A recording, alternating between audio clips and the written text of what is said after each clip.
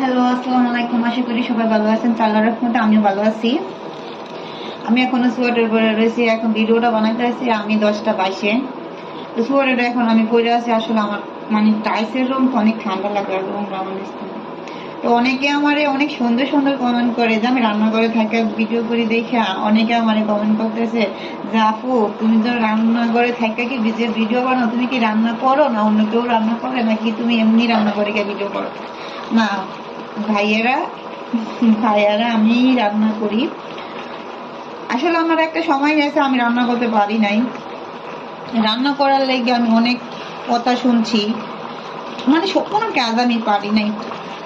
আমি অনেক কথা শুনছি, ছোট ছিলাম তখন অনেক কথা শুনছি, রান্না করতে পারতাম না, মানে কোনো কাজ করতে পারতাম না। কেউ আমার শিখাইতে চেষ্টা করে নাই যে বই ছোট ওর এই কাজটা শিখাই। আমার কেউ কাজটা শিখাইতে বলে না। যদি কাজটা দিত আমি যদি না পারতাম হয়তো আমার অনেক গালাগালি করতো। শ্বশুর বলেন, শাশুড়ি বলেন, নন বলেন, জাল বলেন, সবাই আমারে মানে কাজটা শিখাইতে চেষ্টা করতো না। কত কাজটা আমার না হলে আমার গালাগালি করতো, খারাপ ভাষায় কথা বলতো।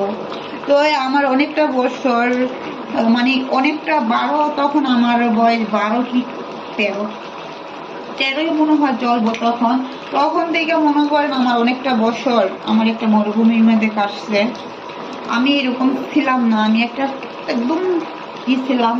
ওই অনেকে আমার মানে ওই জায়গাটার ভিতরে যে আমার কাজটা না শিখাইবো তারা আমার কাজটা না শিখাইয়া ওরা আমারে গালাগালি করতো।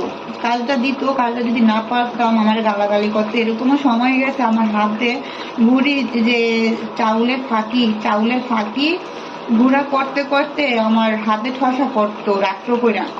রাত্রে গুড়ি দুপতাম, ফাঁকি করতাম আর ঠসা পড়ে যেত। সকালবেলা আবার সাইড দিয়ে আমার থালা প্লেট মাজা লাগতো। যদি থালা প্লেট আমার পরিষ্কার না হইতো আমারে মানে বিভিন্ন গালাগালি করতো। এরকমও সময় গেছে আমারে মানে এরকম কথা বলছে আল্লাহ তাআলা এই কথাটা বললে নাকি 40 দিন রাত কবুল করে না।